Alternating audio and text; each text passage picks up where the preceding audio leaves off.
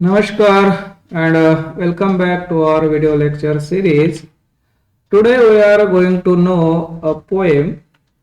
Title of this poem is Life and it is written by a very well-known poet Charlotte Bronte. First of all, Charlotte Bronte, she is a British novelist and poet, British के रहने वाली. जाने आयरे ये इनका एक उपन्यास based novel and her second name is Querelle Bell. Then we have to discuss about the theme of this poem. The poem shows the deep meaning of life, constant move forward. We have to live fully in the present moment and to find meaning and purpose in our experiences even in hardship and adversity. तो life एक continue चलने वाली process है और हमारे life में बहुत कुछ अलग अलग प्रसंग आते हैं, तो हमने आगे देखते रहना चाहिए और हमारा जीवन अच्छे तरह से हमने जीना चाहिए, क्योंकि जीवन है और जीवन जीने के लिए होता है और इसलिए कितनी भी हार्डशिप, कितनी कठिनाइयां हमारे जीवन में आएगी, फिर भी हमने पॉजिटिवली उसे जीना चाहिए. एक प्रकार का एक पॉजिटिव एटीट्यूड कवि इस कविता के माध्यम से हमें बताना चाहती है. Then a summary of the poem. The poem focuses on the reality of life. The poem reminds us that we have to face moments of joy as well as sorrows, hope as well as despair in life. However, the poet urges us to have a positive attitude and not be disheartened by temporary setback. She asserted that in the battle between hope and despair may seem more powerful initially, it is hope that we will eventually. In short, according to the poem, the life is a real. और हमने life की reality समझना चाहिए. यदि life है उसे जीना है तो उसमें बहुत सारे प्रसंग सुख के भी आएंगे, दुख के भी आएंगे, प्रॉब्लम्स आएंगे, हम निराश भी हो सकते, क्योंकि ये जीवन आशा निराशा का एक खेल होता है और इसमें हमने पॉजिटिव एटीट्यूड से सब जो हमारे सामने आएगा उसे हमने फेस करना होता है. और ये भी हमने समझ लेना चाहिए कि all types of problems are only for a short time. Means ये जो सब सेटबैक है ये टेम्पररी होते हैं और इसलिए हमने डू नॉट लूज होप, हमने आशा नहीं छोड़नी चाहिए और पॉजिटिव एटीट्यूड के साथ हमने हमारा जीवन जीना चाहिए. साथ ही साथ the poet wanted to tell us that with the hope eventually we will win all the problems in our life, क्योंकि लास्ट में हम ही जीतने वाले हैं, हमारा पॉजिटिव एटीट्यूड ही जीतने वाला है और इसलिए हमने निराश न होके पॉजिटिवली जीवन जीना चाहिए. We can also call the poem as tomorrow because when we are living and we found ourselves unable to do anything for the present time, we look forward to tomorrow. In the initial line of the poem, we get to find that she is mentioning that life necessarily dark and bad according to the people. Throughout the first stanza, she uses elements that one might consider disagree with it. इस कविता का दूसरा title tomorrow है, यानी कल. क्योंकि when we are living our life, then there is the problems, and we should become disheartened during this bad time in our life. जिना जीते वक्त हमारे जीवन में बहुत सारे प्रॉब्लम्स आते हैं, बहुत सारे निराशा के प्रसंग हमारे जीवन में आते हैं, और हमें पढ़ाया भी जाता है कि लाइफ इज नॉट इजी, जीवन जीना आसान नहीं है, ये बहुत कठिन होता है, ये तो स्ट्रगल होता है, इस प्रकार से हमारा ट्रेनिंग होता है। और ये हमें भी वैसे लगता है कि जीवन जीना इतना आसान नहीं है। But the poet in her poem and in the first stanza of the poem said trying to tell us it is not real that life is hard। जैसा कि बताया जाता है कि लाइफ हार्ड है, ऐसे कुछ बात नहीं है।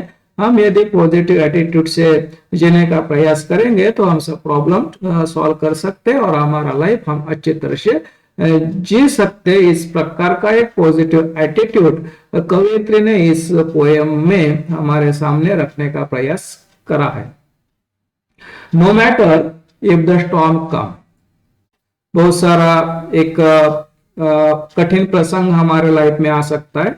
No matter if the storm come it shall pass, जो कुछ भी कठिन प्रसंग हमारे जीवन में आएंगे वो चले जाएंगे, क्योंकि जब कभी कोई स्टॉर्म आता है, वादळ आता है, या तो बहुत सारा बारिश होने वाली होती है, या तो कुछ बहुत संकट आते हैं, तो ये सब बातें कुछ देर के लिए आते हैं, उसके बाद वो निकल जाते हैं।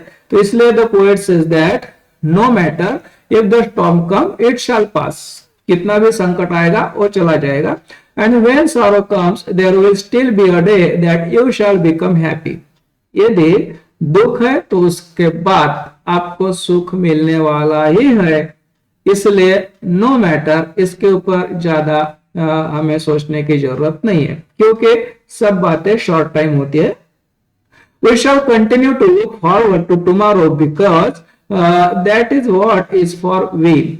और इस प्रकार के जो सिचुएशन हमारे जीवन में आएंगे तो ऑब्वियसली हमने कल के बारे में सोचना चाहिए। ठीक है, आज तो ये प्रॉब्लम है, लेकिन कल हमारा अच्छा दिन निकलेगा, इस प्रकार का एक एटीट्यूड हमारे अंदर होना चाहिए। और हमें जब कभी बहुत प्रॉब्लम होते हैं तो हमने कल के बारे में सोचना चाहिए, क्योंकि कल हमारा होगा, इस प्रकार का एक आशावाद हमारे बीच में होना चाहिए। Because that is what is for we, क्योंकि कल तो हमारा ही है, हमारे होने वाला है, और इसलिए हमने आज के जो प्रॉब्लम उसे फेस करना चाहिए। The poet uses the word rain not for nature but suggests meditation, it is metaphor which means unhappiness। इस पोएम के अंदर कवि ने एक वर्ड यूज करा हुआ है, दैट इज रेन, यानी बारिश। लेकिन बारिश यहाँ पे निसर्ग के लिए नहीं यूज करी हुई है, बारिश हमारे जीवन में जो प्रॉब्लम है उसे प्रदर्शित करने के लिए यहाँ पे यूज किया हुआ है वर्ड है रेन। क्योंकि बारिश होती है और उसके बाद सूरज खिलता है, वैसे ही हमारे जीवन में बहुत सारे दुख आते हैं, लेकिन हमने समझना चाहिए जैसे कि बारिश निकल जाएगी और सूरज उगेगा, वैसे ही हमारे जीवन में के प्रॉब्लम चले जाएंगे और उसके बाद हमारा लाइफ फिर से अच्छा होने वाला है। Why do you feel unhappy looking at the rain? Remember that the rainy day is followed by a pleasant day. The clouds of gloom is a reference to both physical darkness and emotional unhappiness, but these are temporary.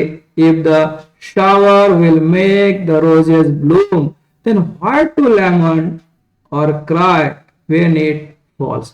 फिर से एक उदाहरण देती है कवयित्री rain का, और वो हमें पूछती है why to feel unhappy looking at the rain. बारिश से हमें डरना नहीं है, दुखी होना नहीं है। यहाँ पे बारिश मीन्स हमारे जीवन में के दुख और प्रॉब्लम, क्योंकि बारिश के बाद तो सूरज उगने ही वाला है और दिन फिर से प्लीजेंट होने वाला है, वैसे ही हमारे जीवन में के सब प्रॉब्लम खत्म होने वाले हैं और हमारा जीवन खुशहाल ही होने वाला है। The clouds of gloom means दुख के बादल, is a reference to both physical darkness and emotional unhappiness. हमारे प्रॉब्लम दो प्रकार के होते हैं, एक फिजिकल प्रॉब्लम होता है यानी कि हमारे शरीर पे कुछ प्रॉब्लम्स आते हैं, और दूसरे प्रॉब्लम होते हैं हमारे इमोशनल प्रॉब्लम्स होते हैं, भावनिक प्रॉब्लम्स हमें होते हैं।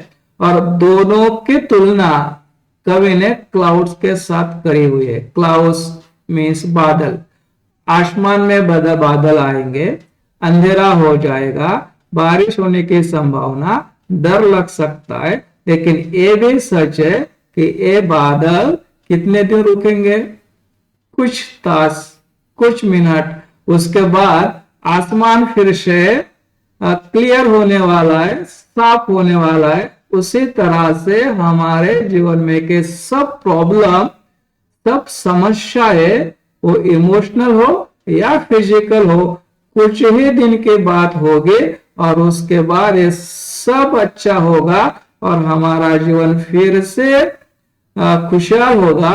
और इसलिए हमने ज्यादा दुख करने की कोई जरूरत नहीं है। बट दीज आर टेम्पररी, क्योंकि ऑल ये बातें टेम्पररी होती है। जैसे कि बादल टेम्पररी होता है, रेन कुछ वक्त की बात होती है और उसके बाद आसमान स्वच्छ होगा, क्लियर होगा, यानी हमारा जीवन भी क्लियर होगा, खुशहाली होगा। If the shower will make the roses Bloom, यदि बारिश से गुलाब खिलते हैं, if the shower will make the roses Bloom, यदि बारिश से गुलाब खिलते हैं, then what to lament or cry when it falls? तो बारिश से क्या डरना, बारिश से क्यों घबराना, बारिश से क्यों रोना। यानी संकट जो हमारे ऊपर आएंगे, जो प्रॉब्लम्स हमारे ऊपर आएंगे, उसे बारिश के तरह समझो, क्योंकि बारिश भी निकल जाने वाली है, वैसे ही हमारे प्रॉब्लम भी निकल जाने वाले हैं। जैसे कि बारिश से गुलाब खिलते हैं, तो प्रॉब्लम से हमारा लाइफ भी खिलेगा, और इसलिए बारिश से डरने की जरूरत नहीं, यानी प्रॉब्लम से डरने की जरूरत नहीं। Rapidly, merrily enjoy hard days as they pass quickly. कैसे भी प्रॉब्लम हो, कैसा भी वक्त हो आपका, उससे एंजॉय करना सीखो। डोंट बी सीट डिसहर्टेंड, निराश होके मत बैठो, क्योंकि all will disappear soon, all will pass soon, ये सब निकल जाने वाला है। कितने भी प्रॉब्लम्स हो, कितने भी समस्याएं हो, ये सब टेम्पररी होती है। एट होप, क्योंकि हमारे पास आशाएं होती है। अगेन इलास्टिक स्प्रिंग, जैसे कि स्प्रिंग को कितना भी हम दबाएंगे, उसे छोड़ने के बाद वो फिर से जंप ही करेगी। इसी तरह से हमारा लाइफ फिर से उजलेगा और फिर से खुशहाली हमारे जीवन में आएगी। लेकिन शर्त एक है कि हमारे अंदर पॉजिटिव एटीट्यूड होना चाहिए।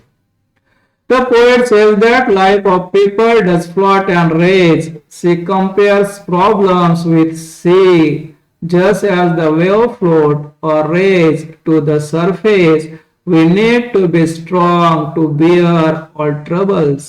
With all courage and fearless attitude, we should face all it. We should not stop to lose hope. अब तो कभी हमारे लाइफ का कंपैरिजन, तुलना सीधे सीधे समंदर के लाटाओं से करते हैं। जैसे कि समंदर के लाटाए ऊंचे ऊंचे उठते हैं, बैठ जाते हैं, उठते बैठ जाते हैं किनारे पे, वो बहुत जोर से आते हैं जाते हैं। हमारे लाइफ में भी बहुत सारे प्रॉब्लम आते हैं जाते हैं, बहुत दुख होते हैं, बहुत कुछ होता है, फिर भी एक दिन खुशहाली तो आने ही वाली है। जैसे कि लाटों से किनारा नहीं डरता, हमने भी प्रॉब्लम से नहीं डरना चाहिए। एक वक्त लाटे भी शांत होती है, इसी तरह हमारे जीवन में का दुख भी खत्म होने वाला है। और इसलिए डोंट फियर, घबराना नहीं। वी नीड टू स्ट्रॉन्ग, हमने मजबूत होना चाहिए। बियर ऑल ट्रबल, सभी प्रॉब्लम को हमने फेस करना चाहिए। और इसलिए हमें होना चाहिए positive attitude, we should face all it, हमने सभी को फेस करना है, वी शुड नॉट स्टॉप, हमें कभी भी नहीं रुकना है, टू लूज होप, और हमें कभी भी आशाएं नहीं छोड़नी चाहिए। तो इस प्रकार एक पॉजिटिव एटीट्यूड इस पोएम में प्रदर्शित होता है। At the last, we have discussed about the answers question on this lesson. First question is, what is the main message of Charlotte Bronte's poem Life? Life poem का message क्या है? Life is unpredictable with moments of joy and sorrows. Life है तो उसमें सुख दुख आने वाली है, कभी खुशी कभी गम का एक खेल होता है लाइफ, और अनप्रेडिक्टेबल होता है, इसका कोई भरोसा नहीं होता है कब जीवन में सुख आएंगे और कब दुख आएंगे। तो हमने पॉजिटिव एटीट्यूड के साथ इसका सामना करना है। तो ये मैसेज इस पोएम में है।